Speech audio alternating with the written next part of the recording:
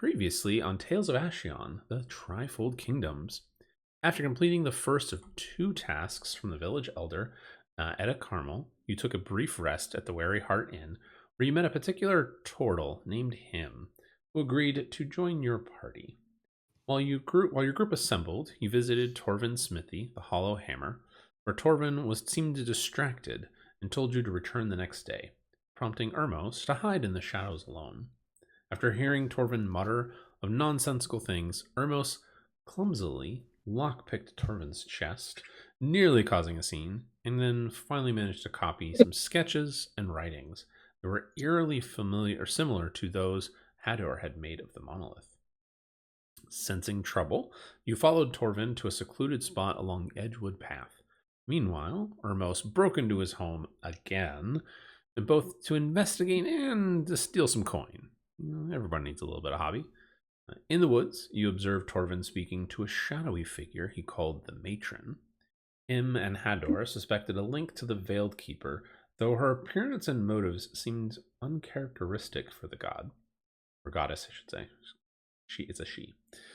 After the meeting, Sethlina startled Torvin with an arrow, prompting him to flee in panic.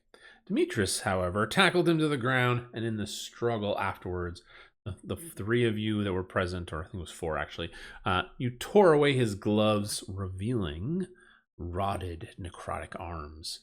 You knocked him out and returned him to Greystone Hollow. When he awoke screaming, the villagers gathered and asked what was the matter, where you summoned Father Daleron and Brother Orland and Edda with an urgency, so you could show and explain what had happened. As Torvin's gloves were removed once more, his decayed flesh came away with them, revealing pale white sinew and bone, leaving all to wonder what darkness had he been drawn into. You guys went back to the inn after Edda said, "We'll discuss this in the morning." You guys have all taken a long rest, so you guys find yourselves sitting now in the common room, kind of waiting for him and Hador to show up, when finally you get word that they are just not feeling well and will not be joining you guys. So what would you like to do? What time of day is it? Is it morning? It is morning. So you guys can mark off a long rest if you have not yet. I don't know. Yeah, I think you said that last time too. Yeah, it's morning time. It's about like 9 o'clock in the morning.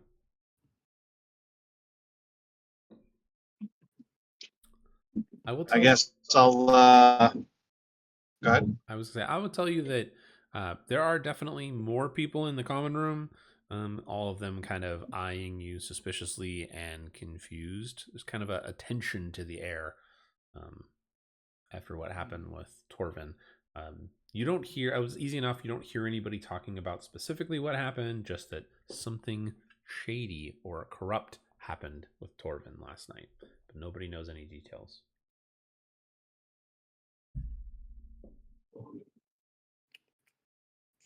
So I know I wasn't there for the events with Torvin because I was busy robbing and blind. So I guess I will, kind of hang out in the common room and order a, plate of fruit for breakfast and sit there and eyeball everybody back. That'll cost you a silver. I'm gonna come down because I'm gonna be hungry. I'll come down. All right. Well, I'm assuming the three of you are all sitting at the same table together. Yes. Okay. Yeah. Yeah. You see some of the villagers kind of eyeing you guys suspiciously. Like they don't seem really to they don't know what happened, only that somehow you guys were involved.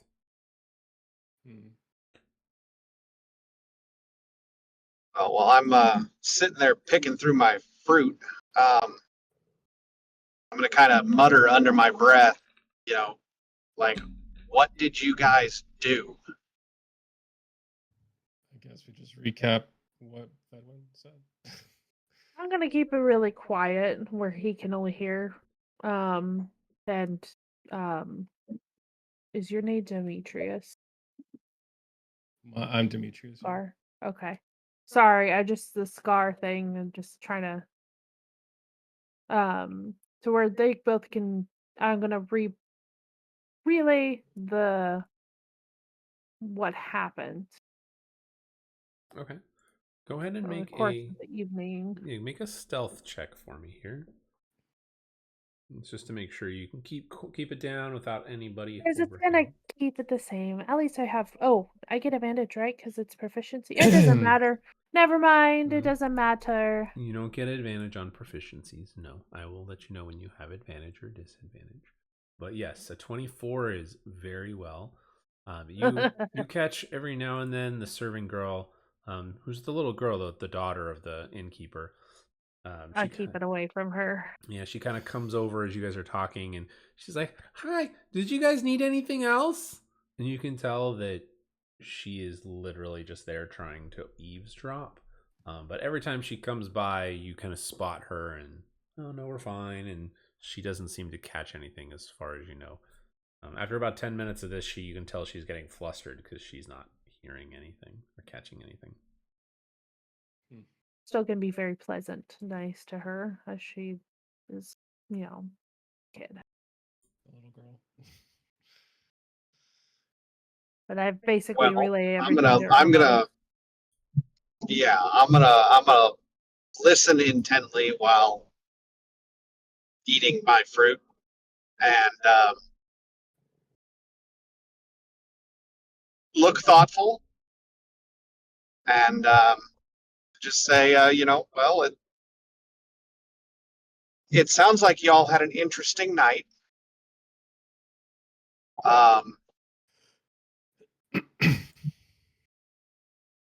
So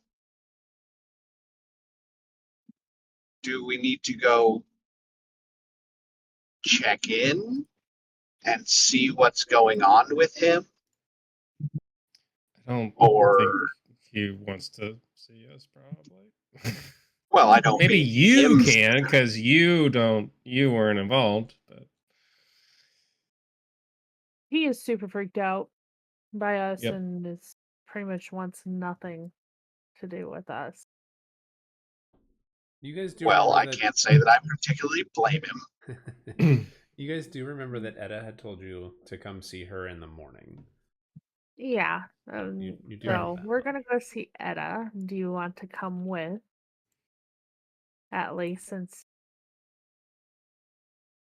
we've been Well, doing a little bit. I'm guilty by association here, so yeah, we might as well go. All right, so I'm just gonna end up wanting to go whenever you guys are ready. Okay. I'm ready. Whenever you guys are ready. And of course he knows now that the priest is a little pissy, to say the least. And then the turtle is very concerned about him dying. All I right. go see the elder. Yeah. So you guys head off. Yep. To go see the Etta, the village elder. She's up at the Greyhaven Longhouse. So you guys walk outside, and it's not like an immediate, like somebody walks up and punches you, but there is probably maybe 15 to 20 villagers, which is a small crowd because there's maybe 5,000 people in this town, that kind of see you, and they start like not really harassing you, but they start bombarding you with questions. What happened? Are you responsible? Is what happened with Torvin? Nobody will tell them anything. Do they need to be concerned? One woman goes, should we look at leaving the village or leaving the town? Is this going to happen to other people? It's a lot of like confusion, but also a lot of just fear more than anything else. Almost paranoia. You get the in fact, I'll let all of you guys roll an insight for this. 17. Got a 16. Okay. We roll for Dustin. Hey, Dustin got an 18. Hey. All right, so everybody's Hey. fairly high. No, he got a natural 1. Oh, Aw, man. dang it. Oh, How dare. He's all bliss. Yeah, ignorance is bliss. No, so you all get the impression from everybody in the questions they're bombarding you with that this is more of fear, paranoia, and just confusion. It's a mob mentality that you guys are facing right now. They just don't know what's going on. In this case, less information is letting their imaginations run wild. So they are just kind of, what do we do? It's that panic moment, but they don't know what to do about it, and they're kind of on the verge. You guys can either try to calm them down or just ignore them. Either one is an option, or you can try and rile them up. I will say with your insight checks, you know that if you tried to rile them up, it may not end well for you, for the fact that you guys arrived in town and there have been a couple of questions of, you guys were there, are you personally involved? So you guys really have two choices. Do you want to try and calm them down or rile them up, or just ignore them? No wrong answer. I vote calm. I vote calm too. I like to use I mean, try we to can- persuade them. Okay. Try to call him. Yeah, go ahead and roll a persuasion check for me here, Sathlina. Which one? I'll give you advantage. 22. Oh, well, in that case, well, it doesn't I matter. mean, 22 is good. Even rolling a nat 20, one more point's not going to make any difference here. All right, so Sathlina, like, and Demetrius, you are helping kind of every now and then. You're directing questions kind of her way. But Sathlina, you managed to calm them down, tell them, hey, they don't have to leave. It's under control. The village elder is looking into it. You guys have gotten, the clerics involved. Father Dale Ron and Brother Orlin are involved, and you guys are walking. The crowd seems to calm down, and finally, the woman that had asked you if we should leave, she kind of walks up to you, Sathlina, and she kind of takes your hand and she says, "Thank you. I hope you can find out what's causing this and save us from what this danger is lurking in the forest." You cut off right at You the... cut off. Oh, well, Yeah. well, she's thanking you, shaking your hand, like, thank you. Okay. Of course. She's like, I hope you can find out what's causing this, and my children will be happy, and my husband too. And the crowd kind of dissipates by the time you get to Edda's, the Greyhaven longhouse. Yeah. But you've definitely calmed them down, so that's a good thing. You guys walk into the longhouse. Edda is at the back, poking at the fire with I'll say Brother Orlin is there too. But they seem to be whispering to each other, and then they see the three of you walk in. You see Edda kind of grimace, and they stop talking and just wait for you to approach. I guess I'll be the first one to do it. I'll walk over there. Oh, I thought we were And, approaching. And you guys, Yeah, I just I'm left you up. guys standing in the doorway. Oh, I'm approaching too. Yeah. Yeah, I'll walk over there and kind of look at her and be like, "Hey, look, don't look at me, don't grimace at me. I wasn't there. I just heard about this morning." Yes, you not being there is questionable, given the events of last night, but I was sleeping. so be it. But she kind of like folds her arms and looks at the three of you, and she goes, "Are your compatriots not joining us, or shall we wait for them?" Priest We're and not- the turtle did not have a very good night. They were very upset, and they just wanted to stay in. They probably haven't even woken up. I mean, Brother Orlin goes, No one was happy with what happened. Brother Orlin kind of goes, I don't blame them. He kind of turns pale, and he's like, just thinking about it makes me sick.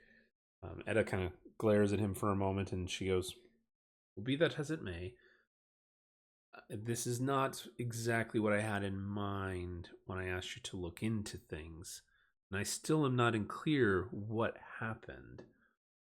So, from the beginning, tell me, what led to this and what happened to Torvin.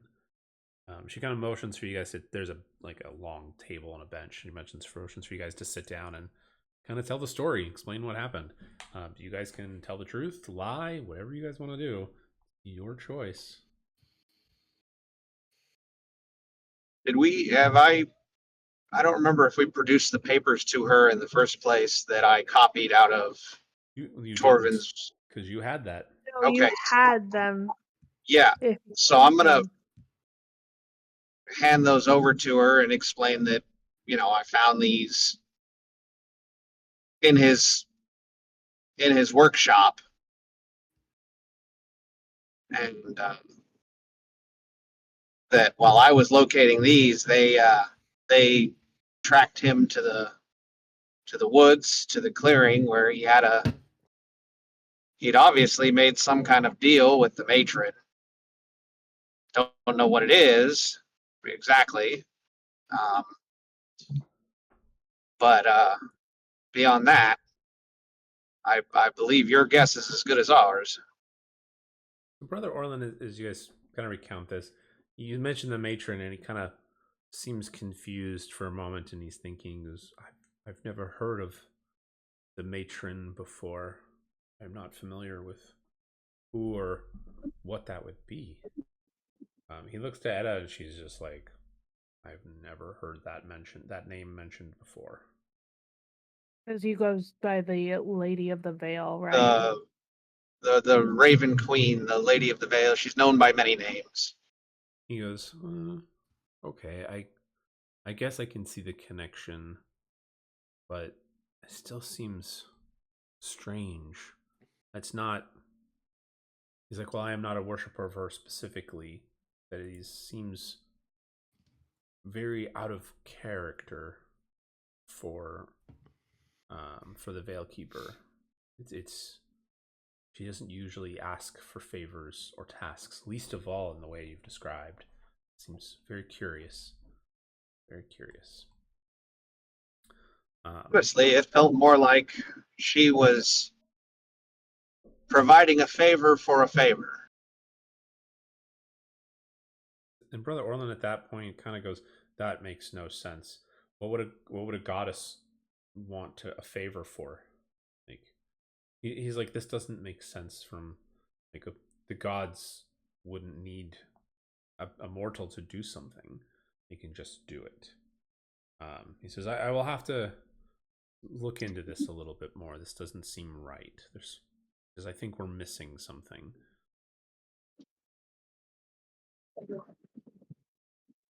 The gods and their business is more your department than mine. Fair enough. He tells Edda, he says he'll look into it what he can. He says his library of knowledge is not very vast, but he'll pore over what they have, see if maybe he can find some reference to the matron or something else with the Veiled Keeper that's in. Maybe there's some like obscure lore that he's hoping to maybe find in some not so obscure books. But he's definitely going to do his best. So, DM related question here. Looking at my character sheet, would I know more about what's going on in that interaction than others?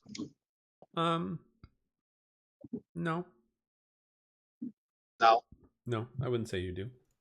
Okay. And ironically enough, it would be for the two people that are not here. That is more their wheelhouse. Yeah, Understood. I'm just a monk. I wouldn't know anything. So yeah, it'd be more of a religion thing. Do you have proficiency in religion? No. Okay. Yeah, you would need proficiency in religion to learn more. I might let it slide on a proficiency in Arcana, but that would make the roll even higher. You're talking like 25 plus Arcana check. Got it. Still not proficient. Yeah, unfortunately, none of you guys have a wizard or a sorcerer. And I said, I could have brought my level 11 cleric. Oh, I have plus 12 Arcana. or your religion check will probably be pretty high too. Plus 10. Yeah. So I mean, you guys know from your conversation with Hador and him yesterday that they would agree with what Brother Orlin is saying right now. This doesn't seem right. There seems to be something else missing. So you guys talk for maybe about an hour, we'll say, through all of this. Edda kind of asks Brother Orlin at one point, "Is there any hope for Torvin's arms?" Torvin just, or Brother Orlin just says, "I've never seen anything like this before. I don't know how he was using his arms to begin with. They were essentially just rotted flesh." He does confirm for you guys, because I know Hador had asked, I think Sethlane asked too. The gloves are not magical. He confirms that. So they weren't containing anything. So it's just a mystery for it. I thought what was it? I thought the thing, the tool, The hammer. was magical. The hammer. Oh, yes. So the hammer was magical, or partially magical. It was in, like Brother Orlin says that Father Daleron is still looking into it, but the magical, there was some kind of magical rune on it, of a necrotic origin. And then of course you guys saw that inside the hammer head there was like there were necrotic crystals that were fading. But so they know that somebody did something with the hammer, but they don't know if that was Torvin or somebody else. Brother Orlin would definitely be able to tell you that whatever the magic of the crystals, whatever it was doing, whatever necrotic energy it was siphoning, was taking the energy and transferring it to whatever Torvin was creating. So if he was creating something, which you guys have the generic kind of blueprints of something, it was funneling necrotic energy into whatever he was creating. All right. Well, that said, Edda, you guys talk for a little bit longer about what's going on, but then Edda is like, "I promise you a reward." And here is what she gives you guys.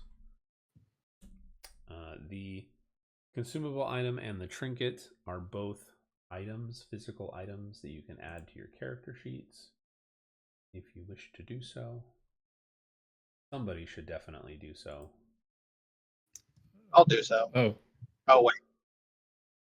Okay. I put them in Discord. So you get a coin. So I'll read it off to you. I'll read it off to all of you since most you're driving.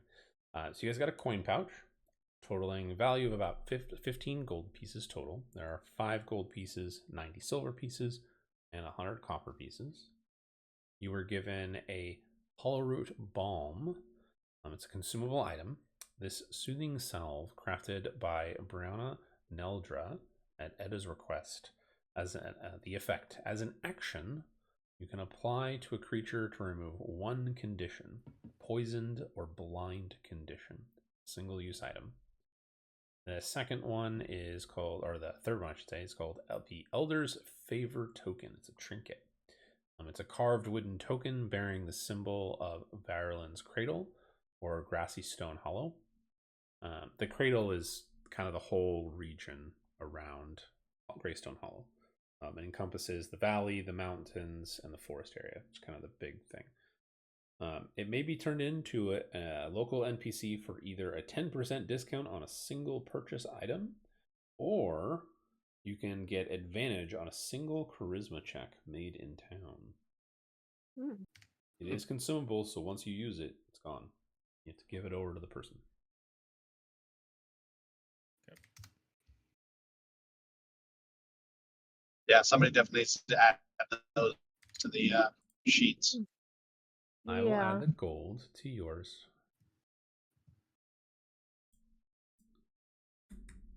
I like gold. Gold is good. You got 1 gold, 30 silver, and 33 copper is what you got, Hermos. Hell yeah. Let's see. I feel like I've been robbed. Are you adding that, JJ? The consumables? I think charisma.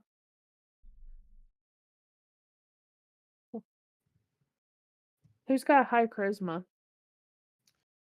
I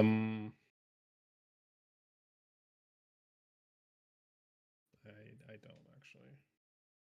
Mine's 12 plus 1. Oh, my stat. I was thinking about my. You should definitely give it to him. He's got a -3 on his charisma. Oh God. Hell yeah. Who? You all have relatively low charisma. Nobody has higher than a 2, which I believe is Demetrius. 1 or 2? I can take it. I have a +2. Advantage is advantage. Yes, it is. Yes, sir. All right. That can make all the difference. Unless you're me, and then you can just roll double ones. Sweet. So the Elder's Favor token will go to Demetrius. All right. And then Did you want to I add guess that? I will take Demetrius, did you want to add that to your character sheet, or do you want me to? I'm doing it. Hey Bird, what is your are you good with healing? Do you Bird? do healing at all? Yeah, you're a Bird. bird dude. Hell no. Bird is the word. Bird. Okay. I'm a rogue. Bird's so weird. I should have Bird's. had to do it, didn't you? You could not. I'll have the hollow root balm and I'll add it to my inventory. Okay. Hollow. Add item. Oh, for God's Is it a custom item? I just watched this dude Yeah, cut you off. have to He drove. type it in. Okay. So I just watched this dude drive in the shoulder and then cut off a CHP car, and the dude just lit him up. God. Well, Are you like in a rest area? No, I'm in traffic in the Bay Area. You know what probably happened is the guy was on the side of the road, saw the cop, and then pulled over back in the Shit. Yeah. That's hilarious. Although people around here, they actually have to put signs up that say, "Do not drive on shoulder." I shit you not. They are everywhere around here. And people still drive on the shoulder. Stupid. Oh, Actually, we just brought in 7 guys 2 weeks ago from That's Austin, right. Texas. Oh God. Good luck with that. They're actually doing better than our guys. I'm Do they they're wear enjoying the weather. cowboy hat and boots? They are enjoying the weather. They're like, this is nice. Yeah, I believe it. Yeah, weather up here is great. Do they have cowboy hard hats? No. Oh, I was just curious. Well, they do actually make hard hats that are, in the shape of cowboy hat.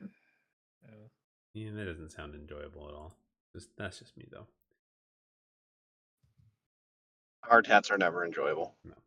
No matter what shape they are. All right. So everybody got all their items included and added now?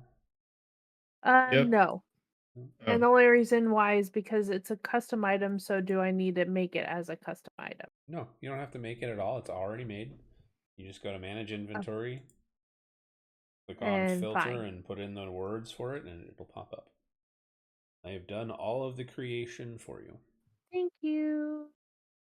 I just want to make sure that I'm not, Okay, cool. Thank you. Yep, I will let you know if it hasn't been made before or if I need to make it. But I am 5 quests ahead of where you guys are right now. So we got to catch up. I've got everything made and good to go. So burning everything down so we can get up to where you are. And then there was no kill campaign. everybody. Well, that was it. Thanks, guys. That was the campaign. Have fun. Bye. Have fun. Bye. Have a great time. Yeah. And then find your dad. Adventure in the next life. Yeah, the question is whether we bring the other 2 out of the burning building or not. They mysteriously escape. Huh. I don't know how. Oh, It's like the crazy.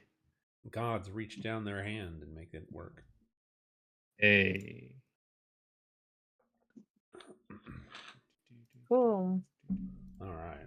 Oh, I heard dice rolling. No, that was my water bottle. So Oh. I don't typically roll dice. Paranoia. That's full of ice. No, it's just the cap being put on. But so at this point, you guys are kind of going over your items, moving them around, etc. And Brother Orlin at this point has already left. Edda's kind of like, okay, well, how about we let tensions simmer down a little bit?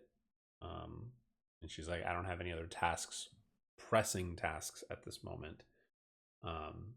She says, I will call upon you when I do. You kind of all go, okay, cool, whatever. We made some coin. We're going to hang out, and that's fine. But as you guys turn to leave, an old woman, like Edda's old, she's in her like late 70s.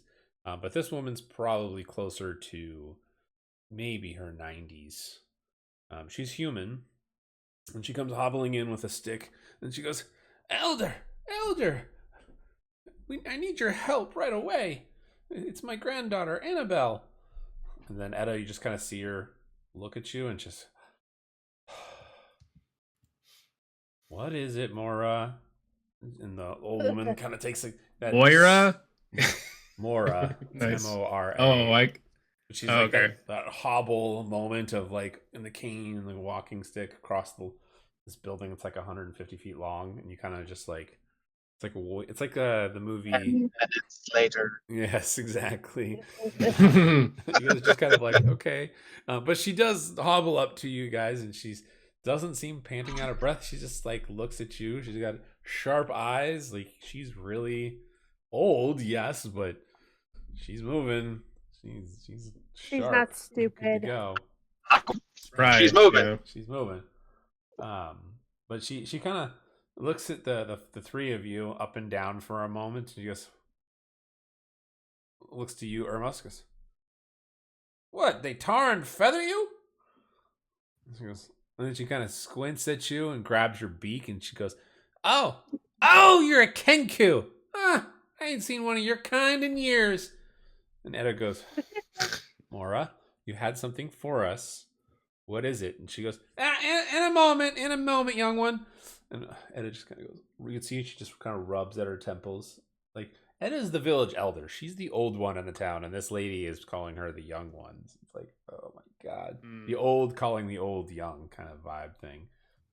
And she goes, it's going to take you a moment. And then Mora turns to her and she goes, I won't have any of your yapping now, okay? She goes, well, you came here, Mora. What is it you need? She goes, it's not Anabelle. She's not doing well. I told you that. No, you haven't told us. Are you sure? I thought I did. No. Mora, what's wrong? Well, it's Anabelle. Okay. Anabelle is having something. Go on.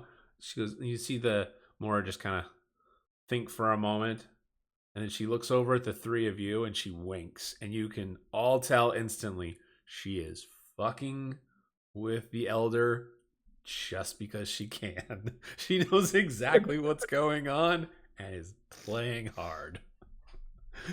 You all just kind of see that. But finally, after a few minutes back and forth, you learn the following. Anabelle, Mora's granddaughter, was apparently abducted at some point, or disappeared one night, I should say. She disappeared and was gone for 24 hours. They didn't know what happened to her, and then the next night she reappeared in her bed. It was as if she had never left. Anabelle doesn't remember anything about what happened, but ever since then, she's been complaining of having nightmares. Edda kind of questions this and is like, why haven't you mentioned anything about this before? Anabelle disappeared like 3 months ago and we thought everything was fine. It's not until Mora says that Annabelle's woke up screaming and clawing at her arms, and she specifically calls out your group, ripping the gloves off Torvin and the flesh coming off. She was not there. She did not see any of this. And Mora kind of describes it that Annabelle said it was kind of an out-of-body experience. She was kind of watching it happen. And some of her other nightmares had similar things. So Mora's kind of like, I need to know what's happening with my granddaughter. She's not getting better. Things are getting worse. What does the village elder say? I mean, she's kind of looking at you guys, going like, okay, like we have medicine. these people were there with Torvin last night. They would be more familiar with what happened, and they might be able to help investigate this. And she kind of looks to the three of you, hoping that you will do so. I guess we could take a look or assist if anybody else is willing. Yeah. I'm sure that the Kenku will enjoy the company. Rude. I mean, Mora is happy to go with any kind of company. But when you guys kind of go, yeah, sure, I guess we can kind of help. She goes, excellent, okay, thanks, Edda. And then she just starts hobbling away. And Edda's like, you just have this look of defeat on Edda's face. She's just like, it's like I'm not even here. Kind of mentality. But she'll grab onto you, Ermos, since you got voluntold by Sethlina. Kenku will enjoy the company. And Mora is probably a little bit taller than you, not by much. She's mostly hunched over, but she kind of just wraps an arm right around yours, and she goes, all right, come on. Daylight's wasting. And she starts tugging on you to make you move faster. And she walks pretty fast for a 90-year-old lady. I'm just going to be, kind of trying to keep up here and like, lady, my legs are like 8 inches long. Okay. So for context, baby steps. You can definitely walk faster than she can. You're just surprised at how fast she walks because she took so long to cross the hall originally, and now it's like a marathon for her. She's just going, sprinting practically. So you're saying she likes small kings? Is that what she likes? Yeah, maybe. Maybe she's into birds. Maybe. Yeah, I mean, you guys can easily just not even speed walk. You could just walk fast and catch up to them. Well, yeah, I'm 7 foot, so yeah, I have a stride. So it takes you guys about, I will say, maybe about 30 minutes. What would have been a 10-minute walk takes about 30 minutes for all of you guys to make your way across town to her home, and where you meet Anabelle. I have a description of Anabelle somewhere. I'm mixing. Not like the doll, is it? No, she is not a doll. She's not a demon. It's fine. No, she's not a demon. So there's a movie. She's an attractive young human woman in her early 20s with ash brown hair that's tied back in a faded ribbon. She has pale green eyes that seem haunted by unrestful sleep. As you guys walk, I'll say Mora also tells you that Anabelle used to sing, and she hasn't sung since all of this happened. Since whatever took her and wherever she went, she has not been singing since. She seems kind of haunted. But you meet them at her home, at Mora's home. Anabelle is kind of sitting in a chair, just kind of looking out into the backyard to a tree, watching some squirrels kind of skitter around. She seems tired. She sees the three of you, and she seems a little startled, but then she's like, in my dream, you weren't there. And she points to you, Ermos. There was someone else, though. You look like a turtle. And Mora goes, oh, those people are called turtles. And she's like, oh, okay. Is he here too? You guys shake your head and say no, and You can ask Anabelle questions if you want.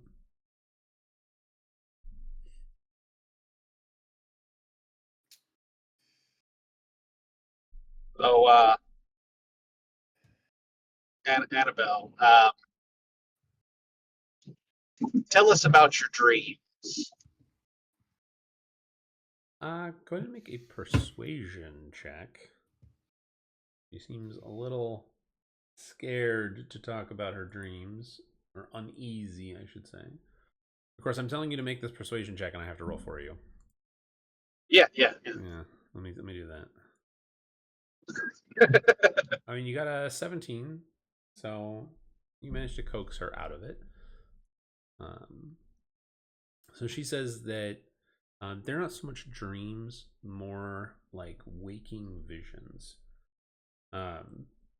She mentions that she has seen multiple dreams.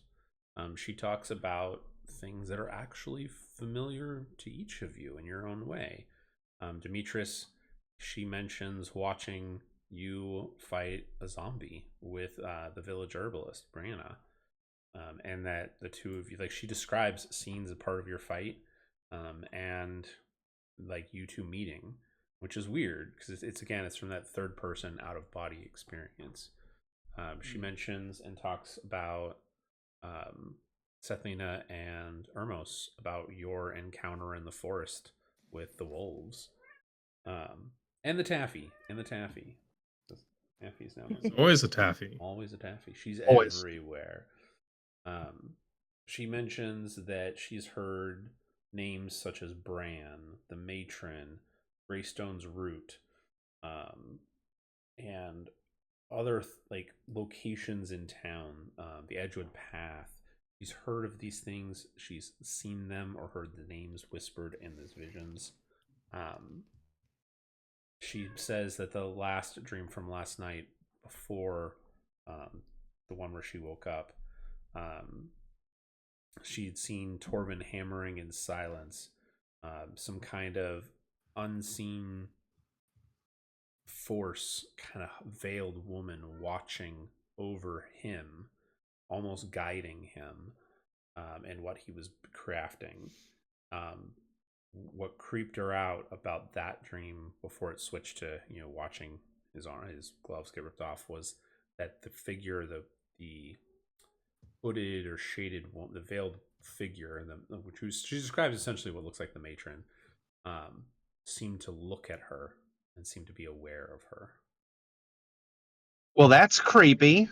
I don't think I've ever had dreams like that. No, I've had the falling one though. I've had that one, but never ones like that. How do you fall? You're a bird. Well, it's like gliding, just faster and not well. Yeah. Falling with style. Exactly. Uncontrolled gliding. I believe they call that uncontrolled descent in science. Euro-controlled descent. Ooh, burn. Have you told Minnie about these visions that you have? She says she has not. No. The only reason she tells you, the only reason that she's even mentioning it now is because her grandmother was insistent that they try and find some kind of help for her now.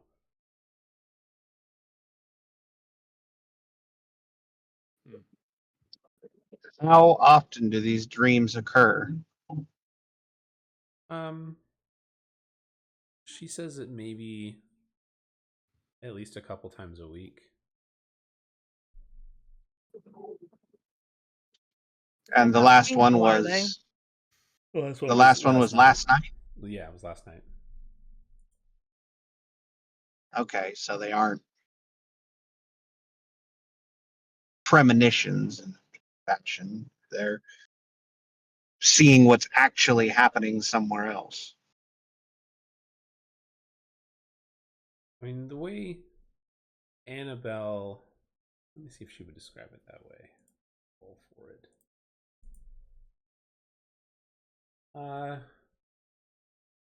Roll, Ermos, go ahead and roll a straight intelligence roll. I'm asking again. I'm That's asking not going you to to be good. roll. Oh my.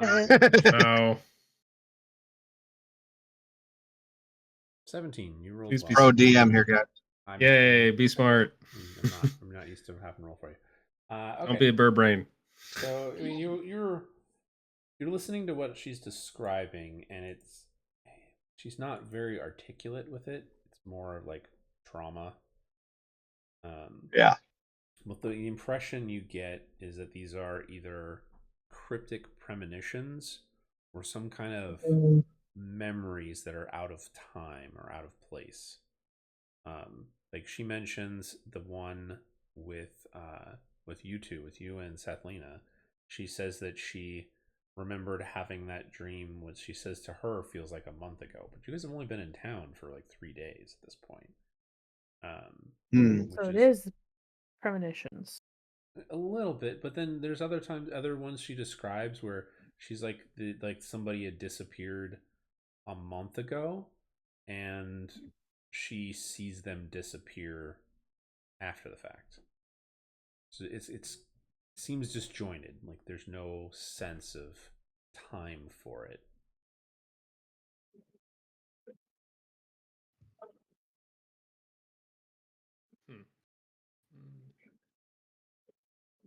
So, what do you remember about the night that you disappeared? And she says nothing. She's her like this point. Her grandmother steps in and says she's tried several different ways to try and help Anabelle remember, and Anabelle just cannot remember. One thing that Mora mentions is that she knows of an old hermit named Helarath. He lives up in the mountains. Kind of, he's a recluse. Kind of lives by himself, but he's a dwarf. And when he moved here, when she was young, he was very much into dreams and like runic magic, which was very strange even then. It's so strange even now. And Mora's been like trying. She says she's been trying to encourage Anabelle to go and see Helarath, but Anabelle's been refusing. And Anabelle tells you that she just hasn't felt comfortable doing it. She doesn't want to leave herself.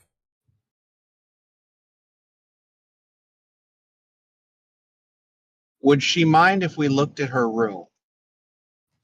And she doesn't mind. A small 2-story building, since the rooms are upstairs. And Anabelle will lead you upstairs and show you her room. Yeah, I'd like to investigate her room. Okay, go ahead and roll that investigation check. Sure, DM, I'll roll for it. I can do it. Do you want to roll? You want to search as well?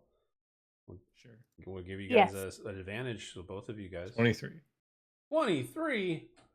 Oh my gosh! You said advantage? You can roll an advantage. 23. Yeah. Nothing's gonna change at the 23. Okay. Even if you got a nat 20, it's not gonna change. I'm proficient in investigation. 22. Sorry, Sethlina. Only one of you gets to roll. No. Because I wanted to check it out too. You are, but you're all helping each other look. So it's just one roll.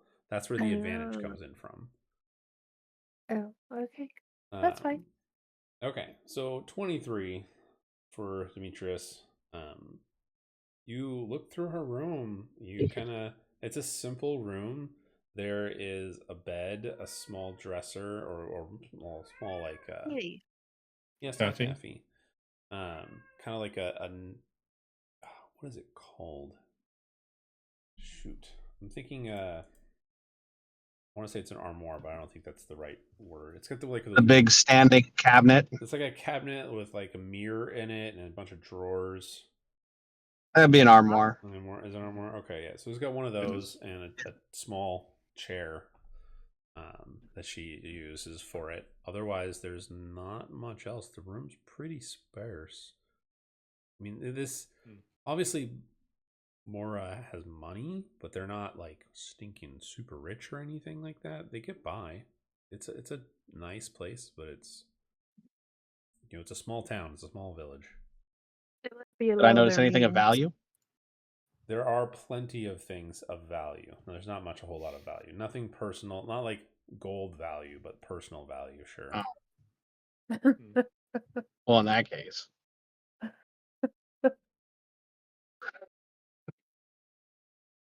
Not everybody has something to steal. Hold on, nothing. That's a lie. Everybody has something to steal. I mean, it just depends on what it's worth. Yeah, exactly. Well, I was kind of hoping we'd find like some kind of something, but I guess we need to go talk to the hermit. Yeah, there's no signs of forced entry. There's no signs of any kind of damage or magical anything that seems out of place, so that it doesn't belong here in the room. That's really what I was hoping to find, like some kind of like big giant bloody pentagram drawn on the floor or something, Something painted onto her bed. No, there's nothing like that. No. Yeah. Okay, well, I guess hermit it is, folks. Now, she mentioned the reason why she hasn't gone by herself is just because she hasn't felt comfortable, correct? Mm-hmm. Would she be willing to go with us? You can try and persuade her. Okay. Roll that persuasion check, Sapling. 19. Man, you guys are getting all the high rolls today. Holy shit. I don't think I've rolled anybody roll less than a 17 tonight. You need to roll for me more often. Just say you're out all the time, and I'm gonna roll my I'll just be in my truck every day. He does actually I might be sitting in the driveway, but that's neither here nor there. Jesus. All right. Well, so you guys take about 5 minutes. Mora helps you, and she kind of convinces. When you guys come back downstairs, Mora has like packed sandwiches in a little cloth, like almost like going for a picnic. She's kind of packed that up and kind of bundles it up together, puts it into Annabelle's arms, and is like, "Oh dear, it's okay. They'll take care of you. They'll make sure you're safe." And then she glares daggers at the rest of you, and then as she kind of like after that, her face kind of calms a little bit, and she winks. Okay. Creepy ass humans.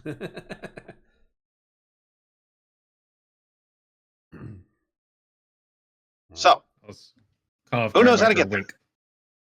I mean, Annabelle knows how to get there. She knows the path. She can direct you. Perfect. Okay. Yeah, so it takes like maybe, I would say maybe 10 minutes to get to the edge of town. And then from there, Annabelle tells you it's a good 20-30 minute walk up into the hills. So it's not super far away, but it is out on the outskirts of like 20-minute walk into the forest area is a heavily wooded area is difficult, but not impossible. That's a long ways. Yeah, 20 minutes is pretty far. Demetrius, you want to be a pirate? You should put me on your shoulder. Just saying. I can put you on my shoulder. How big are you, Demetrius? Like 7 foot. Yeah, huge. Oh, so you're the same height as me. You're just... What are you again? I'm a bugbear. You're a bugbear? I thought you were something else. Nope, I'm a bugbear. Bugbear. Non-binary bugbear. Bear pirate. Yeah. Saying. I'll be whatever I want to be. I was just curious. I thought it was something else. But... Nah. No, got them long not arms this time. All right. Well, so you all head off. Doesn't matter who. Somebody just give me a perception check. Just one of you. Hey. No, I'm not rolling for you. Okay. I'm rolling. I'll That was good. Okay. Kathleen, I rolled. I see the roll. It's done. My perception's pretty high though. Too late. Too late. This is what happens when you're not here. You don't get to roll when I say I'm not rolling for you. Okay, so you follow a kind of a path. It leads off a narrow path that she leads you kind of up into the hills. And you come to a point where you're probably at this point, like so the village or the town butts up kind of at the edge of the hills, the kind of the rocky portions of the hills that go up. That's why the longhouse is on the top of one of those hills looking over. You guys are going up. You come to a ridge that kind of breaks out, and you can see down. It's maybe about 200 feet. There's a sheer drop about 200 feet down, but the village is maybe half a mile away at this point, and you can see it in the distance.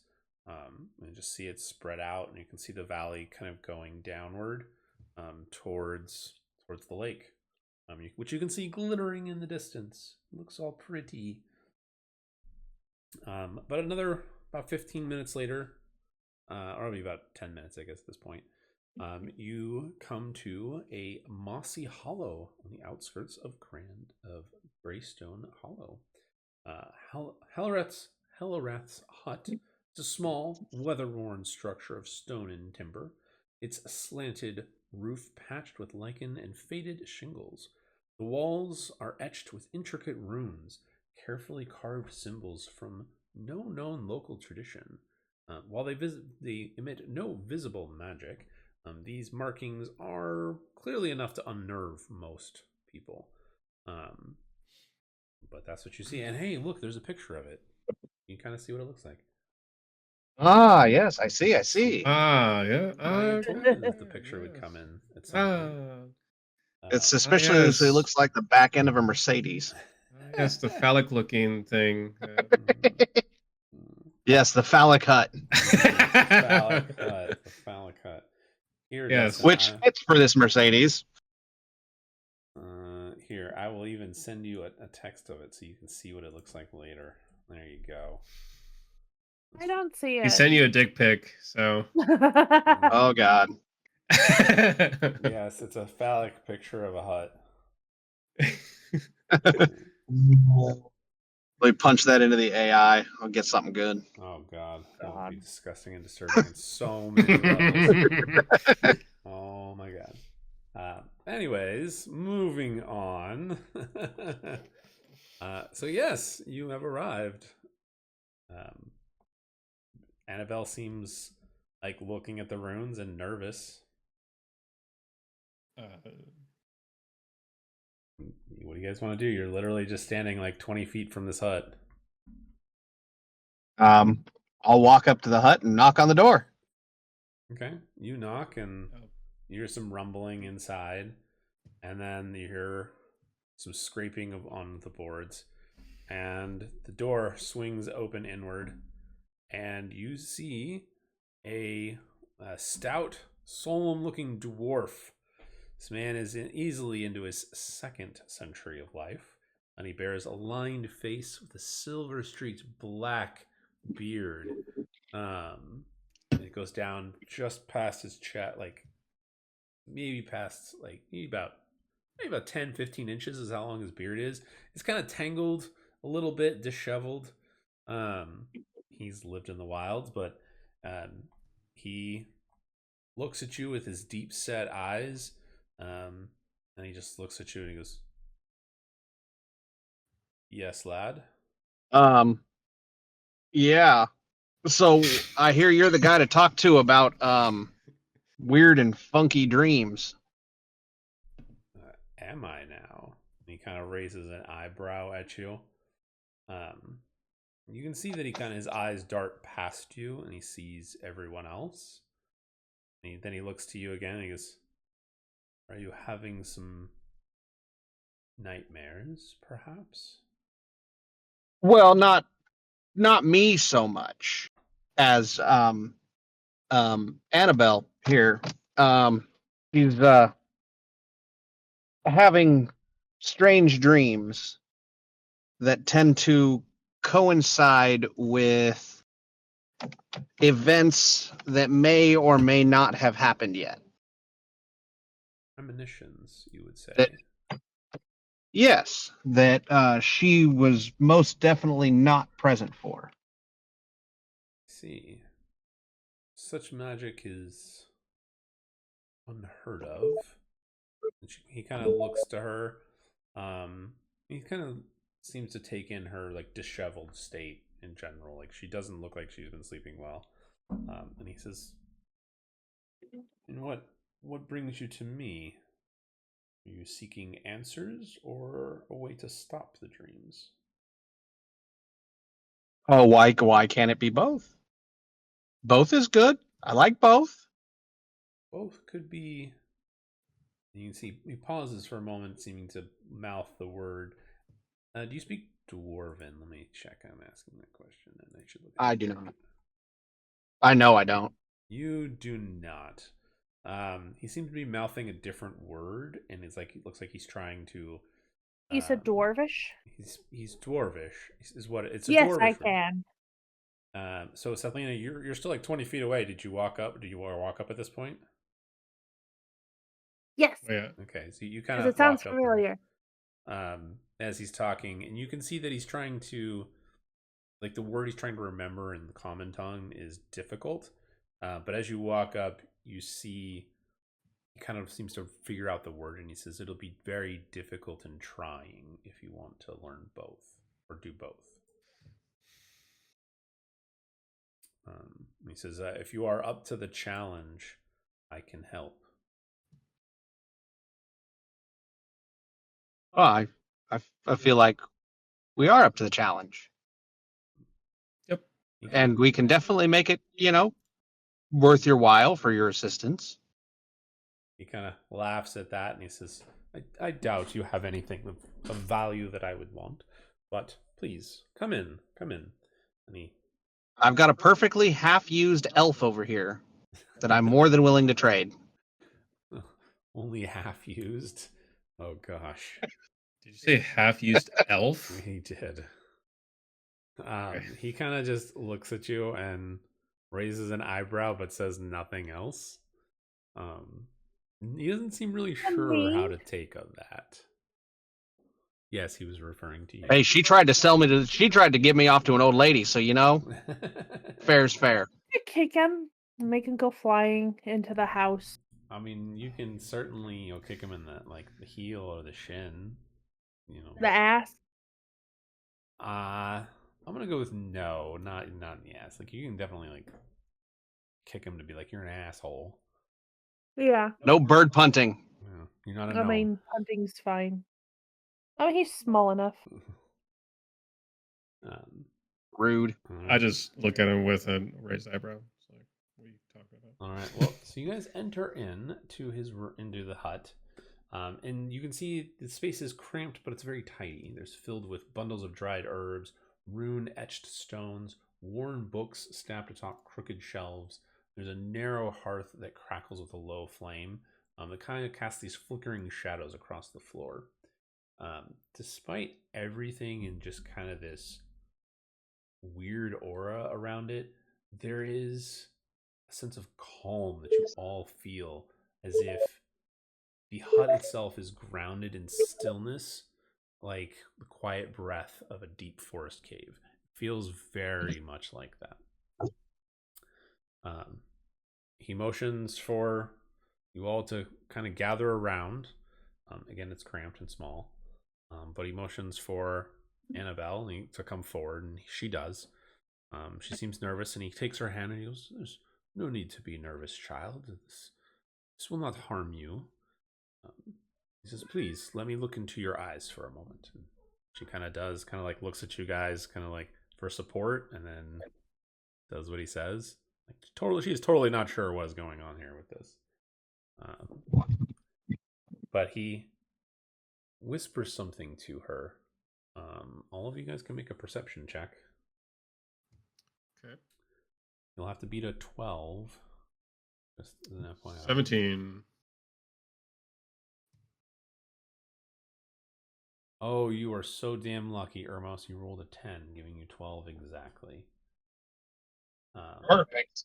So if you rolled a 12 or higher, you hear him say, "Oh, child, you have seen some wrong, some evil, and it has touched your soul. I am sorry." And she just kind of looks at him for a moment and then breaks down crying and throws her arms around him. And he just kind of fatherly pats her on the back. And he says, "Please, the rest of you, clear the work table off for me, if you would." You guys can certainly rummage around and clear off his work table. There's just rummaging, a scattering of random things. Doing that. It's cleared. Yep. Okay. He motions for her to sit on the bench or lay down on the work table. He goes over. Great, it's an exorcism. Constantine got it. I mean, she has to sleep for this to work. Which he would tell you. He explains that what's going to happen is he's going to brew a draft for the four of you, which will kind of temporarily link you guys so you can watch what she sees. And the draft will help bring her back to what originally happened.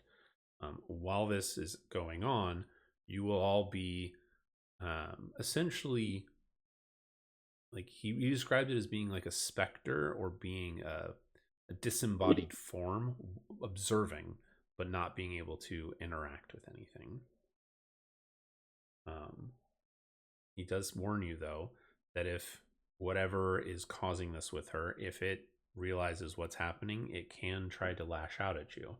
And if you are injured or hurt in any way, you will physically be hurt or injured in any way. He says dreams are dangerous and deadly like this. That said, and I'm speeding this up a little bit because we finished the last quest earlier too. He motions for you all to take a comfortable spot, and he's gonna come over and give you this tea of sorts for you to drink.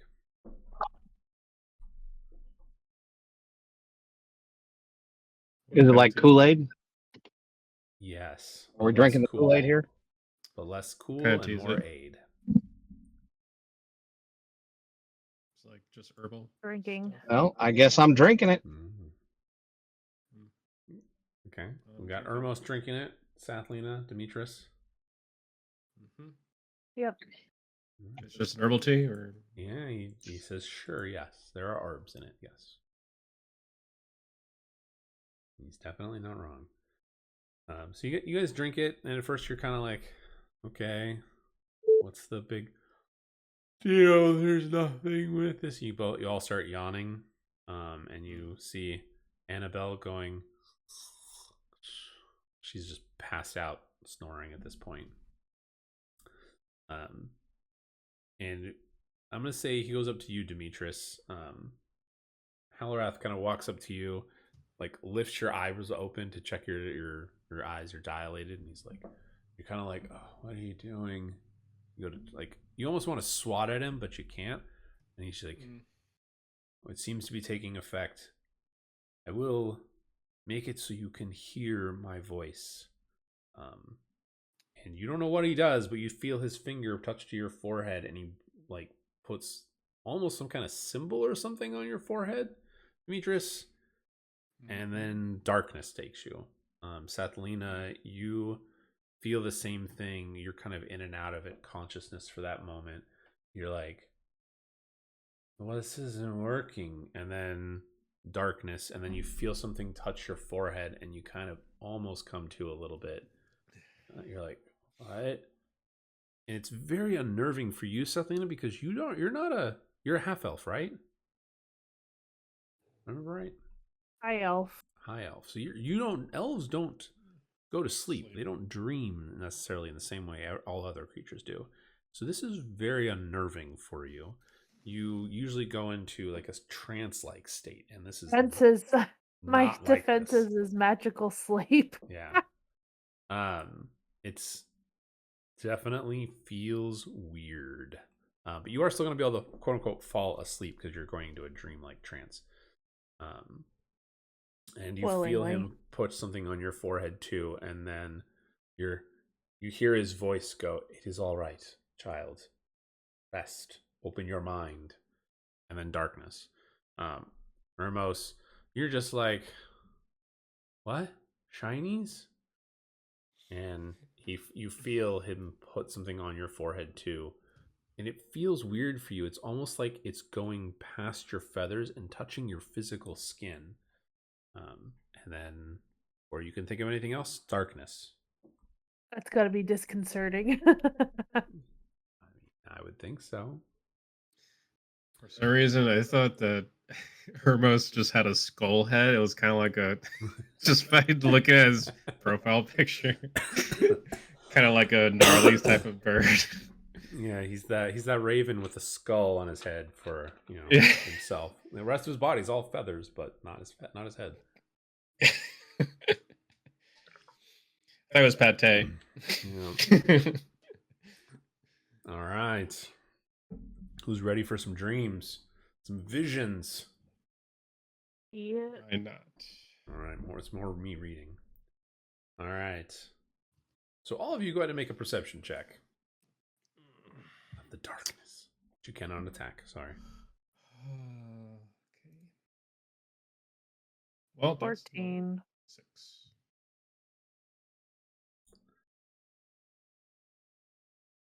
14. Hey, Ermos, how's that? Perception going? Going great. Going great. All right. Well, you rolled a nat 20, so you're welcome. Sweet. Demetrius, you're just like, ooh, darkness. You see nothing. You feel so out of it. Sethlina, Ooh. you are starting to come to consciousness a little bit. It's a little weird. You feel like you feel yourself being present, but you go to move your head and you feel your perception move, but you don't have a body necessarily. Ermos, you kind of come to awareness, just kind of floating there, and you look around and you see two kind of mystical looking faded orbs, both kind of a bluish light color, that are floating next to you. And you're kind of like, that's weird. And as you focus on the two orbs, you realize that you can tell which is which. One is Demetrius and one is Sethlina. And then you kind of go to lift your arms and there's no arms. And in this weird way, you seem to just instinctively know off the hand, because you rolled a nat 20, that this is a dream. And like, because it's a dream, you can manifest yourself in a way, and you make yourself appear in a dream ghost-like spectral state. Demetrius and Sathlina seem to be struggling with this, and I will say that you tell them, hey, focus, and they materialize bodies as well. It's a little weird. You're just kind of floating in a nothingness, three of you. When you see a pinprick of light in the distance coming towards you. First it seems very slow, and then in the blink of an eye, it rushes towards you and fills your vision, and you find yourselves floating above a rocky clearing near the Edgewood path that two of you recognize, I should say. It is near where you had knocked Torvin out and wrestled him to the ground. You watch Torvin take the path up to the cluster of stones, his gloved hands shaking. He places a wrapped bundle out on a flat boulder, and opposite of him stands a shrouded feminine silhouette, cloaked in mists and shadow. You recognize as the matron from before, yet you still cannot make out her her face. After a moment, Torvin speaks in a broken whisper. The forge's fire, it dims, matron. I can barely hold the hammer. But you said, if I give you this, you'd come back. You promised. You see the matron kind of hesitantly lift out a shadowy hand, And she replies in an almost melodic voice. Finish what you began, Torvin. You will see him again. And then as she begins to fade, you watch as the matron's head turns in a natural way, and it looks in the direction of you three before it vanishes into mist. You watch Torvin as he bows his head and he mutters, just a little longer, Bran. Just a little longer. And then the vision fades. And you guys are enveloped in shadow once more. This time, another pinprick comes out of the sky. It flies to you much faster. And it stops. And you realize that it's almost a bubble, maybe about a foot in diameter. And it's just like a soap bubble. Its form never quite circular before it pops. Your world is filled with a vision once more. You find yourselves at an unfamiliar location. None of you would have been here. Sorry, the other two players that were supposed to be here would have recognized this, but alas. You see a shadowed inlet not far from, it looks to be a dock of some sorts. There's veiled in reeds and mist, and the moons hang low and bloated in the sky, the reflections of the two moons rippling across the dark lake. As the vision focuses, it pulls you down a winding trail, damp with fog and thick silence. You watch as a young man with sandy blonde hair and a weathered cloak kneels at the water's edge, his lantern flickering beside him, his fishing gear discarded, and his eyes fixed on a cluster of pulsing crystals, crystal growths half buried in the silt. A faint, seductive, genderless, and calm voice echoes from beyond the fog. There you are, little wanderer. This gift has awaited for you alone. And the man, you see him tremble, and tears begin to streak down his cheeks. I didn't mean to. I just wanted to help. And he reaches towards the crystals. His dark tendrils of necrotic energy coil out, sinking into his skin.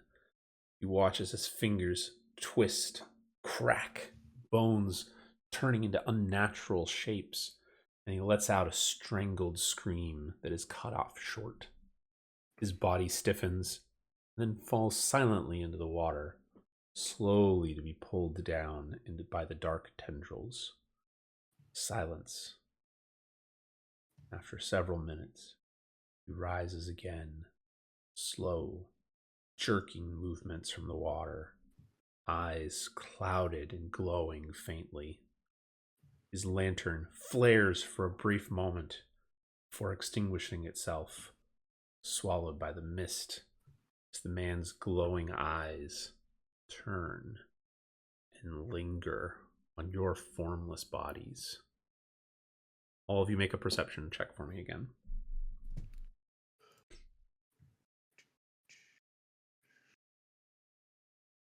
Hey, that's much better.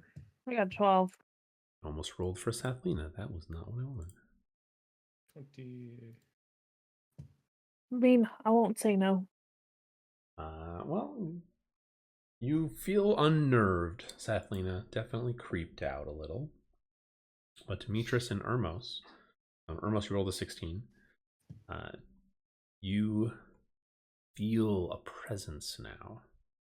There's something or someone else seems to be vaguely aware of you now. He is searching, fumbling closer and closer. Then a second voice whispers from beyond, from somewhere behind you. It's Anabelle's voice. He was the first I saw. I didn't know what it meant. I didn't know. And then darkness once more. And the vision, again, comes out of the darkness towards you. This time slowly. It starts to fill the horizon. But instead of being bright, and at least so you can see everything, this one is dim, dark, and heavy. And it fills your visions, and you find yourselves in a dim enclosed chamber of stone and root. The air is damp and heavy with the scent of decay and earth. There is no clear entrance that's visible, only a circle of pale light overhead, as if from moonlight, filters through the layers of mist and soil to a table below. As the vision begins to clear, you now see Anabelle, unconscious and pale, lying on the stone table, shaped from a naturally twisted rock. Her arms and legs are spread gently, not bound, but still. Around her is a faint violet aura that pulses from the stone, as though the table breathes with necrotic light. Along her limbs and chest, there are 5 precise incisions that have been made, clean, fresh, and bloodless. From each wound, a black mist seeps slowly, pulling towards a figure that stands above her. Cloaked in flowing shadow, the figure's face is hidden. No features, only void. From a small pouch at their hip, the figure draws 5 slivers of black crystal, one each no longer than a finger, and throbbing with necrotic energy. One by one, they press the shards into Anabelle's wounds, and as each enters her flesh, a brief glow of runes flares across her skin and vanishes.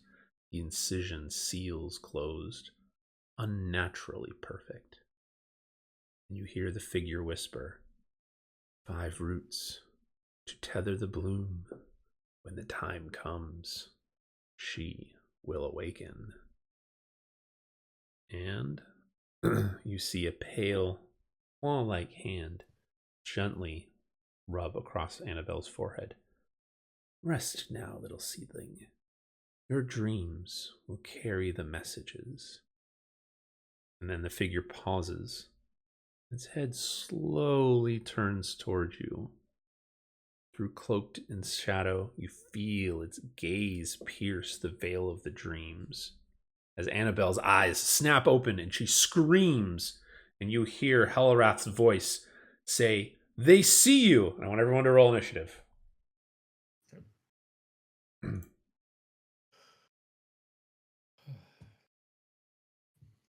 Boom. Oh, God. 27. Oh, I gotta get rid of Hathor too. First, not 20. 7. I'm waiting for Ermos to roll, and I have to roll for him. Mm-hmm. There you go. Damn, all high rolls again. Jesus. Okay. Let me get everybody here. We'll into combat.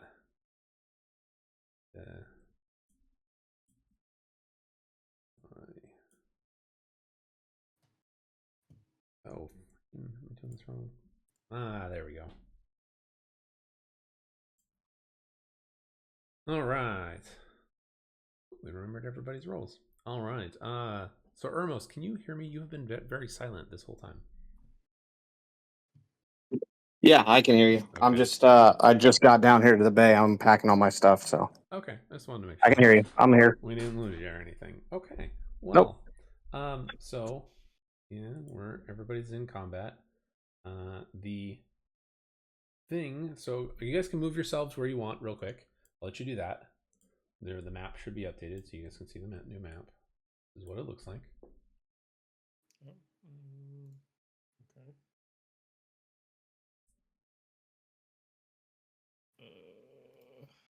I will say this one thing. So you guys are all technically flying. So you are floating above the ground at the moment, about a foot off the ground, but you can move. It's sheer force of will, but you can move yourselves wherever you want. I'm just going to put Ermos right kind of in the middle on top of the stairs here. Well, yeah. As you hear Hellerast's voice shout, they can see you, or she sees you. Two of these wraith-like creatures appear from the alcoves behind you, or in front of you, I guess, depends on how you're looking at this, and come to being. All right, Demetrius, you are first, though. What do you want to do? So I am finding a matron too, right? Not just a memory race. Just the memory wraiths. The matron and Just- Anabelle are like, you can see them. Actually, go ahead and make an intelligence check for me here. I'll give you advantage since I kind of spoiled it. Let's see if your character knows. 22. 22. 20. Yeah. Okay. Nat 20. So you are still intangible and you cannot interact with Anabelle or the matron. However, the memory wraiths are on the same like dreamscape as you are. They can affect you and you can affect them. You realize that. Okay. All right.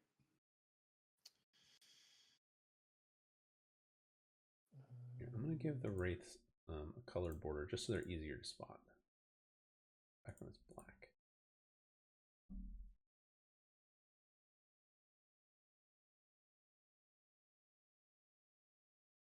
So move 40 feet. That is 40 feet, yeah. Over to. Trying to figure. Okay, so like right here. Right here, 40 feet. Okay. So I'm within 10 feet of this memory wraith. I believe so. You are, yeah, we'll say 10 feet. You are within 10 feet. Okay, so I'm going to A little closer. smack this with my quarterstaff. Okay. Does 18. the quarterstaff give you 10 feet of reach? Yeah, 10 feet reach. Very nice. Remember, my arms. My arms can reach 10 feet. So I'm only looking at the character. I'm looking at the wrong character sheet. I'm like, no, what are you talking about? I'm looking at Ermos still. No wonder I'm confused. Okay, make your attack. Go for it. Oh, you did. Okay. 18. 18. If I can reach 10 feet, that's fucking impressive. That's what I was like. What the heck? Nothing on here says 10 feet. Looking at the wrong character sheet. Totally fine. So, yeah, you hit the memory wraith, no problem. So 7. And do 7 damage. Okay. And the what is it? It's a surprise attack, I think. Yeah. This would be since the creature has not had a chance to go. You are top of the initiative, so it would take the increased damage. 7. All right, another 7. So is that my bonus action, or can I do a bonus action? So your attack is your action. Your think the surprise attack. Because it has other as surprise attack, and then I have my bonus actions as unarmed strike. No, so it's just included on your attack. For the surprise attack action, like surprise attack portion of it. So you still have a bonus action. Okay, so I'll do unarmed strike. Okay. 16. 16 will hit. Okay. 11. Okay. 11 damage it is. So yeah, so it's It is not looking 11. good. Sorry, we said 11 twice? well, it was 7 and 7, so 14 and 11. So I think 7 damage. Oh, okay. 7 damage first from the quarterstaff, and then 7 from the surprise. Okay, which I got. Yeah, and then 11. Okay. Yes. Okay. Cool. Okay. So yeah, it's not looking too well. It's still alive and kicking, but it's not looking well. Anything else?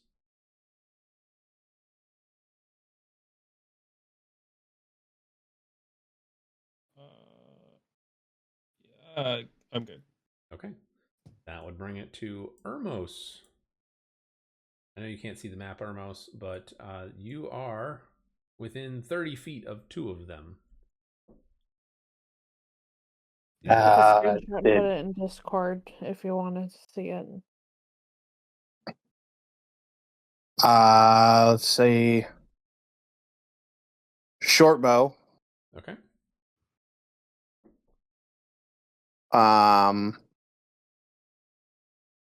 Do I have line of sight to the one that Demetrius just hit? You do, yeah. I will short bow that one. Okay. Do you need me to roll for you still? Let's see, maybe. Well, it's no big deal. I can if you want.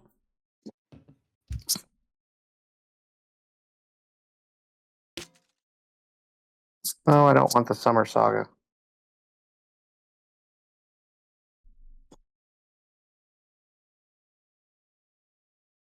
That's rough. Did it let you roll? Yeah, 10 to hit. 10 will not hit, unfortunately. Your shot goes wide. Did you want to stay where you are? Or did you want to move away from them? What would you like to do?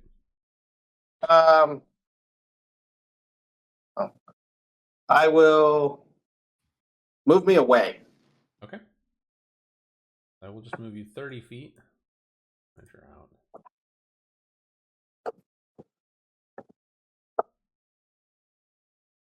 Yeah, 30 feet. Move you there. All right. Anything else? That'll do it. Okay. On initiative round of 20, because you guys are both above 21, you hear Helrath's voice in your head shouting, goes, I'm trying to pull you out, but you must stay alive. Do what you must. And then that brings it to the Wraith's turn. The one that's right in front of you, Demetrius, he's going to move forward. And I need you to make a charisma saving throw for me here, Demetrius. Oof, 5. 5. Okay.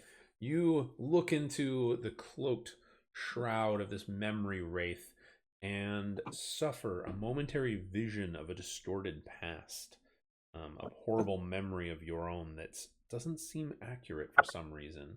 And you are stunned until the start of your, or I'm sorry, till the end of your next turn. Okay. But that's all it can do. It can't attack because that is its action. The other memory wraith is going to move 30 feet here, and Sathlina, you are the closest one, so I also need you to make a charisma saving throw for me here. Oof. You both rolled 5s. Okay, so Sathlina, you are stunned until the end of your next turn, which unfortunately means that you would not get a turn because your turn is next. Yeah. So you, same thing, you just see a distorted memory flash through your eyes. It seems wrong, things don't make sense for it. But that's it. All right, Demetrius, you are up. Of course, you don't get an action either because you are stunned. It ends your turn, bringing us back to Ermos. You watch as your two compatriots are just kind of like arms slack. They seem to just be stunned in dismay. Okay, I will short bow the one in front of Demetrius again. Okay. Hey, there we go. 26 to hit. Oh, yeah, that hits. 10 damage. 10, okay. That is enough to kill it. You shoot as it continues to glide forward, and you shatter its visage, and it just dissipates into smoke. You watch as your arrow just kind of dings against the wall behind it as it disappears. Anything else?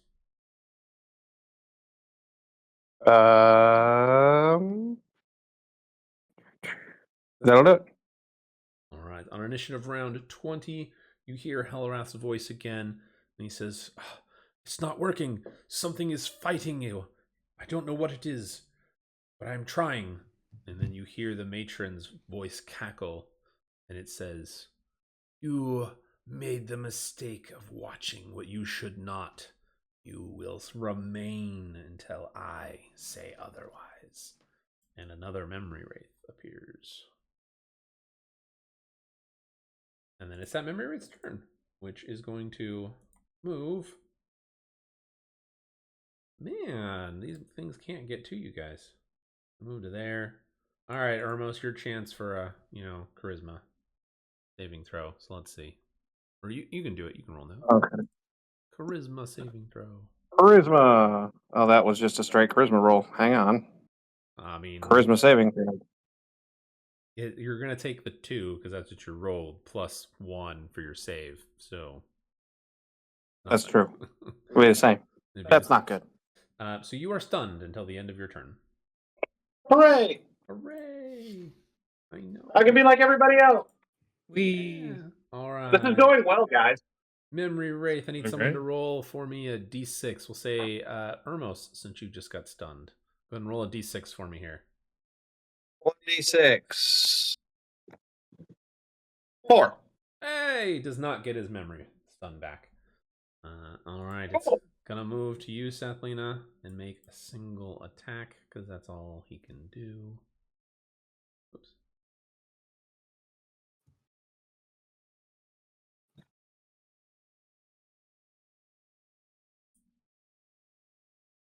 $11 misses. Okay, that's its turn. All right, Sathlina, you're up. You have a memory wraith right in front of you, harassing you, trying to swipe, and it misses. Its shadowy form just flies right through you. What would you like to do? I think I would like to attack. Okay. I'm gonna do acid splash on it. Okay. Is there a saving throw for that?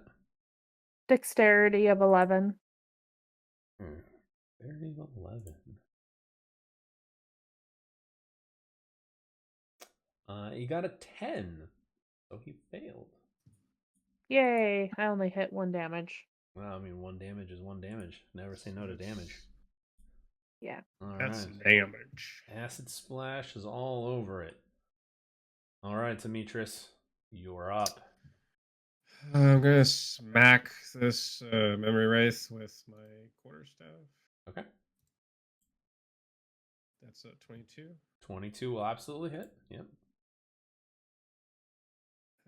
9. Ooh, 9 damage. Okay. I'm gonna expend a focus point and use flurry of blows. Okay. So first one is at 20. Okay, that'll definitely hit. So you roll double damage on that. 11. Ooh, nice. Okay, next one. Another nat 20? Holy shit. You guys need to stop rolling so well. And 9. Okay.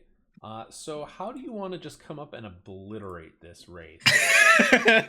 You did more hit points than it had in one round with those nat 20. I come up and, well, of course, hit it with my quarterstaff, stun it, looks stunned, and then I start backhand smack it, and then I do an uppercut with my last one.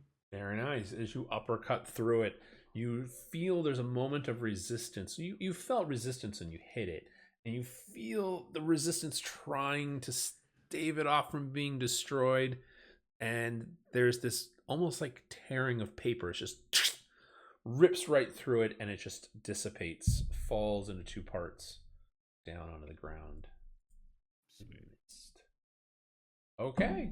Anything else? You still have your movement. Yeah, let me use the ruler. Okay, so I can.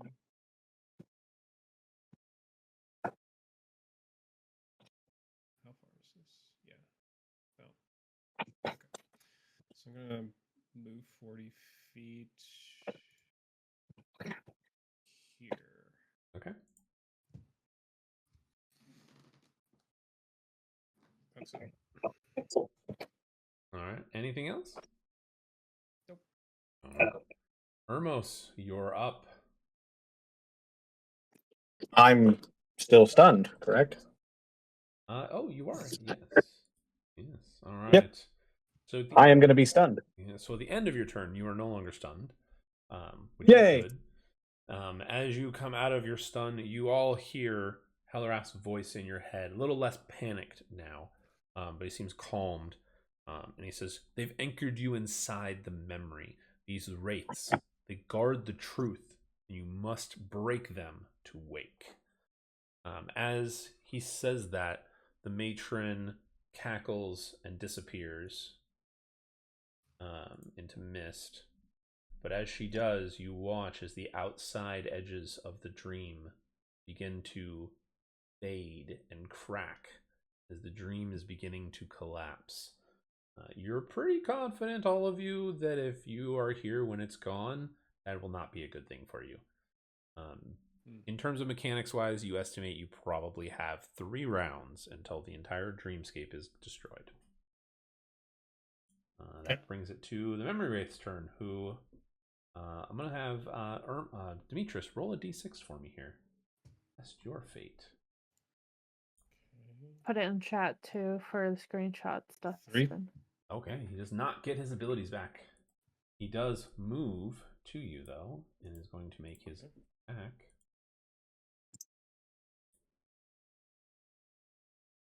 He got a nat 20 as well.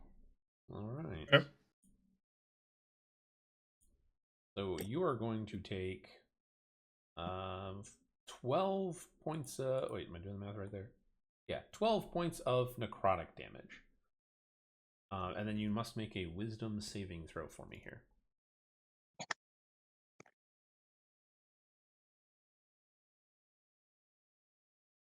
Oh, here. Not 20. Oh my god. You resist. You feel as when he reaches through and touches your mind, that he is trying to slow your will down so you cannot move as fast in this dreamscape. But you resist. No problems. Okay. All right, Sathlina. Your turn.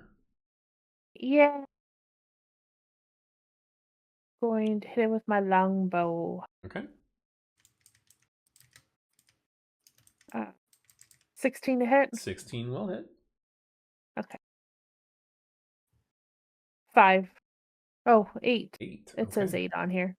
8 damage. Very nice. He is still up and alive, or as alive as a memory wraith can be.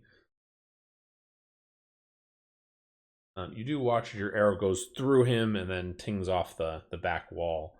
And as the memory scape is beginning to shrink, you watch as your arrow just dissolve. In fact, we're going to do this.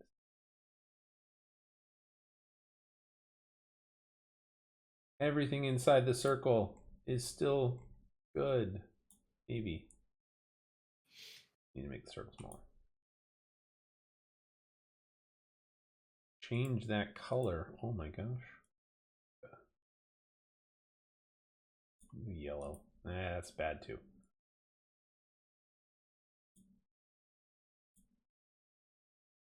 There we go. Everything inside the gray circle is what's left of the memory circle at the moment. Sathlina, did you want to move or do anything else at the moment? Nope. All right. Demetrius, you're up. Okay. Just attack with my quarterstaff. So 23. You hit. 6. Okay. It's still up and kicking.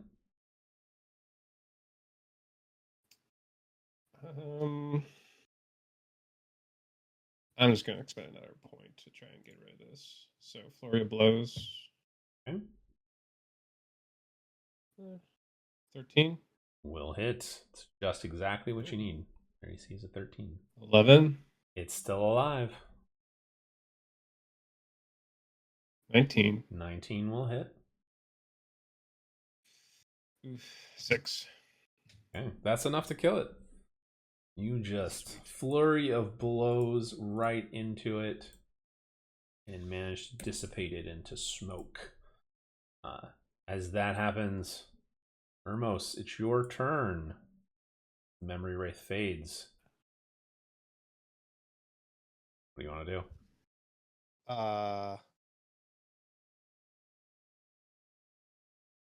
There's no other Memory Wraiths that you see at the moment.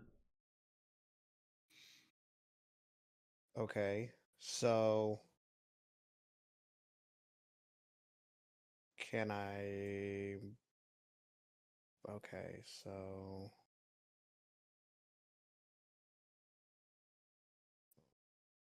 I will move to Anabelle.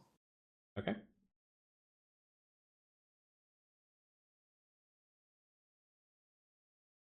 And can I try and wake her up? Sure. You try and shake her, and your arms go right through her. Not on the same plane. Mm-hmm. Anyone else got any ideas? We're still in combat. We're still in combat. combat, technically. We're still in combat. Cool. During. With what? Well, No. So she's the question incubating. is, do you want to do anything, Hermos? Is there anything else you'd like to do on your turn? No. Okay. So you end your turn, and all of you watch as the circle begins to close, the world shrinking before you. That size. As that happens, you, on initiative round 20, you were before this, Hermos, which is the problem, mechanic-wise. You're like, fuck, what do we do? What do we do? And the world continues to shrink, and you hear Helrath's voice. Ah, you are free! I am pulling you back now. And you watch, one by one, as you... and the vision dissipates as you hear Anabelle screaming in the background, and you come to consciousness as she snaps up on the bench, and you guys find yourselves in Helrath's cabin. I knew I was missing something. Trying to switch over from my phone to my computer. I'll do it. But yes, it was mechanics is what it was. Everything happened on round 20. You were just one round before that. Good. Some good tension, though, I hope. I smacked a lot of enemies. Just a few. So you guys are all conscious. You're in Helrath's hut. If you took any damage, I think it was just you, Demetrius. You are definitely feeling it, and where the wraith touched you is necrotic energy wounds. Like it's like a burn. It hurts really bad.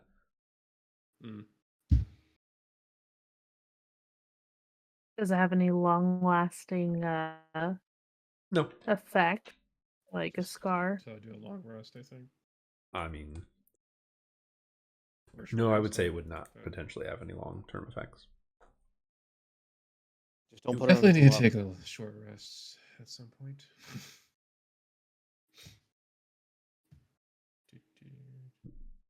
Yeah. So for additional context, when you guys wake, not only you're all covered in a cold sweat. There's a sharp ache behind your eyes, and you can see Helrath. He's standing next to Anabelle, but you can see that he seems to be visibly straining or very drained of whatever the event was. It's not difficult. You all notice as you guys kind of stand to look up at her and see what's going on. He had drawn these runes in a circle around her, and he had his hand on one of the runes. It's glowing a faint blue color, and it fades as he kind of steps away. Unless you guys want to say anything, he's just going to start talking. Do you have anything to tend to my physical ailment? he feel looks to you and he says, kind of rough. I am not a healer, but those were no mere dreams. Residual memories, perhaps, is how I would find them, if not psychic imprints left behind. You can see that he looks down at Anabelle again and he says, these were fragments of truth. These necrotic crystals within her. There's an unprecedented turn of events. We must all be cautious. For what you saw knows you know what is done. Anabelle, at this point, she kind of like looks at her arms, and you can see she's just kind of like arms are shaking, but she's looking down at where the crystals you saw embedded into her are located at the moment.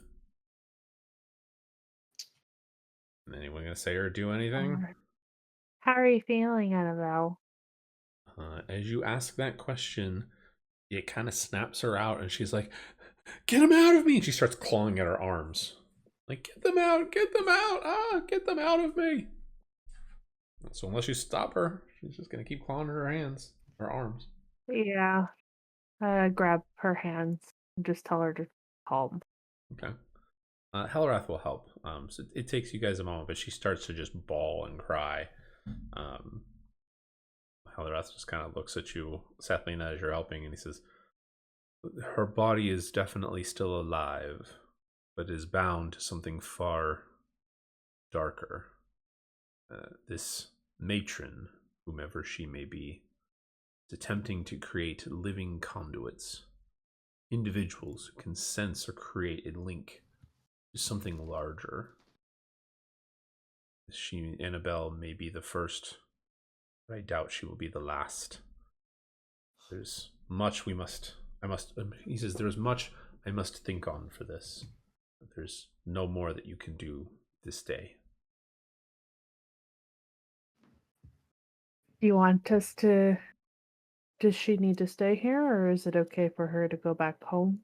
It would be fine for her to return home. There's no difference of her being here versus at home. Although I would caution that someone at least make sure that she remains safe for now. Which is not a task you guys need to do. Her grandmother can do that. Well, it seems like her grandmother's pretty capable. Mm-hmm. Just go back to town. Yeah, head back. Take a short rest. Well, you guys will be able to take a long rest because that's the end of the adventure. You guys return home or return back to town with her. She's definitely in a mixed state emotionally. There's moments of just kind of distant out of it. Other times she's just bawling her eyes out, and then like this isn't happening, and doubt and disbelief. She's just emotional shock is what it's definitely going through. You return her back to her grandmother's house. To grandmother's house we go, kind of thing. When try to pat her on the shoulder, but it's kind of like haven't really done that before with humans, so it's like awkward pat. I am picturing a Wookiee pat on the back of the head, like boom. Well, it's not hard. It's just like kind of awkward. Like it's not necessarily meant to be hard, but it's just like you don't understand your strength or size kind of vibe thing. Like it's not intentional. Mm-hmm. Like totally get that. Yeah. So you guys return her to Annabeth's, to her grandmother's house. You kind of give her a quick summary of what's been going on. Her grandmother says that she will definitely keep an eye on Annabeth, and she appreciates all you've done. She says you deserve a reward for this, and she gives you 2 items. Well, she gives you one. Annabeth gives you another one. Or Anabelle. I think I'm calling her Annabelle. But this item is a consumable item, and it is in D&D Beyond. So you guys don't have to... You can decide what to do with it. But those are it. So you get a small gold pouch or coin pouch, 5 gold pieces, 60 silver pieces, and 80 copper. And then the item is called Annabelle's Ribbon. This pale lavender ribbon is threaded with delicate silver strands. When held, it feels soft as a breath and faintly pulses with warmth or cold, as if echoing between 2 possible destinies. Anabelle wore this ribbon the night she vanished, and it has remained unchanged despite the horrors she has endured. Now embedded with lingering essence from your shared vision, it offers a fleeting choice between fear and hope. Token of the dreamer caught between two worlds. I won't go over the details for what it does, but you have two options you get to choose. So this ribbon cannot do either of those. So it does either one. You do one or the other. Oh. I put it in my my inventory. For the ribbon, or which one? Yep, I put the ribbon in my inventory. Okay. I think The ribbon looks like one of those funny old-timey mustaches. I used AI to generate it, so have fun. The first one it there's some gave me was really there's good, some- but then really weird. Like it had parts of it that twisted in the wrong ways, and I was like, "This looks funky." Oh yeah, the physics-defying. Yeah. Yeah, I told it to fix it, and then it was like, "That's what it gave me." And I was like, "That's good enough." there's some Facebook groups out there that make some really cool AI-generated like weapon designs Mm. and armor designs. They're actually really cool. I believe it. I believe it. I've been trying to use like when I generate items like this. So I'm trying to be more unique to fit the world and the theme of the adventures and everything with it. Whenever I ask, like, have it generate things, like it'll give me like a list of like 10 ideas, and I'll be like, oh, I like that one, and then I'll refine it, and then be like, here's what my idea is, here's what it looks like, and then I just tell, based on my description, generate an image. So. But yeah, the AI generated image the first time, the weird twists and turns that didn't make sense. I was like, yeah, no, we need to redo that. But yes, so after that, you guys return to the inn. At this point, we'll say it's like 6 o'clock in the evening. It was a long, lengthy day between everything. The walking, the dream state took a long time. You guys were drained and tired, and you guys can take a long rest and for the night. Yay. Sweet. And that is where we will end.